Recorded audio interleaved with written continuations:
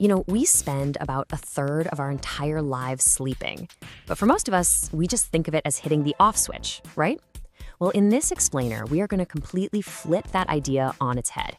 We're going to see how sleep isn't about shutting down at all. It's actually about firing up one of the most important metabolic cleanups your body performs. So let me ask you, when you think about sleep, do you just picture your body finally getting some quiet, passive rest after a long day? Just downtime? Because if you do, it's really time to think again. What's really happening when you're asleep is a powerful, super active metabolic shift. It's a period of intense work at the cellular level that honestly just can't get done while you're awake and moving around. So let's pull back the curtain on this secret work day.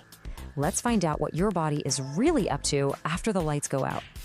You see, the biggest misunderstanding is seeing sleep as a break. It's not a break, it's just a different kind of work. It's the night shift, when all the maintenance crews come out to clean, repair, and get you ready for the next day. And let's start at the top with the command center, your brain. All day long, it's like a bustling high-tech office. But all that activity, well, it creates a lot of waste. And this is where the glymphatic system comes in. Just think of it as your brain's dedicated after-hours cleaning service. It only shows up after the office is closed for the day, meaning when you're in deep sleep to clear out all that metabolic trash that's been piling up. And this is where you can really see the consequences. Get a full 8 hours and the cleaning crew does its full job. All the neurotoxins get cleared out, you wake up sharp with total mental clarity. But if you cut that sleep short, well, you're basically sending the crew home in the middle of their shift. You are literally leaving metabolic garbage in your brain. And that leftover gunk, that's what we feel as brain fog. Okay, but the impact here goes way beyond your brain. It hits your hormones, and believe me, it hits them fast. This is what we're calling the insulin sleep glitch. How long do you think it takes for a bad night of sleep to mess up your metabolism? A week? A few days? No, it takes just one. A single night is all it takes to trigger immediate insulin resistance. And here's the mechanism behind it. A lack of sleep stresses your body out. That stress causes your cortisol levels, the stress hormone, to spike. The problem is cortisol and insulin, well, they don't play nice. When cortisol is high, it makes it much harder for your cells to listen to insulin's signal. So you get this domino effect, this chain reaction. It all starts with one night of poor sleep. That spikes your cortisol.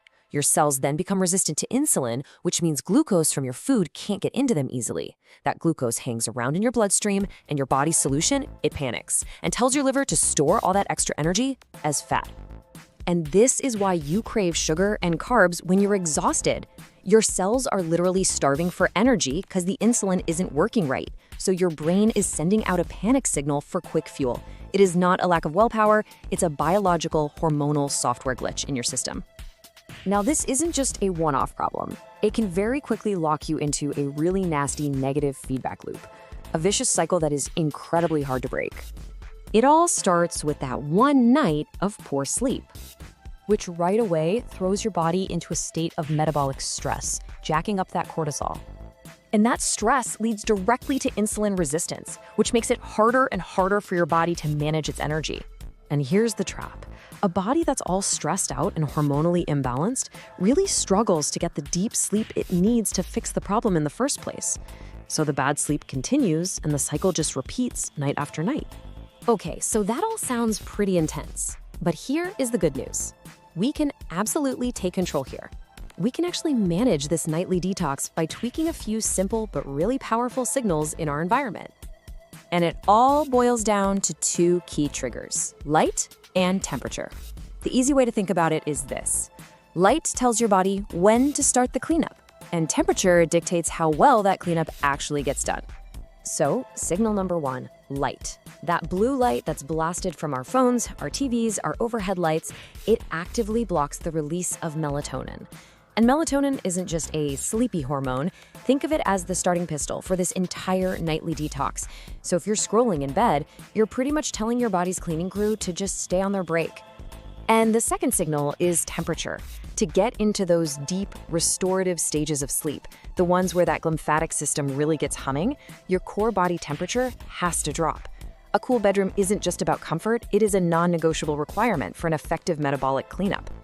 So when you put all of this together, it really changes everything about how we should be thinking about our nights. We have to stop thinking of sleep as just simple rest and start seeing it for what it actually is, a full-on metabolic reboot. It's this active, absolutely essential process for cleaning your brain, balancing your hormones, and completely resetting your system for the next day. Which really leaves us with just one final question. Thinking about your environment, your habits, everything we've just talked about. Last night, did you just fall asleep? Or did you give your body the full reboot it needed?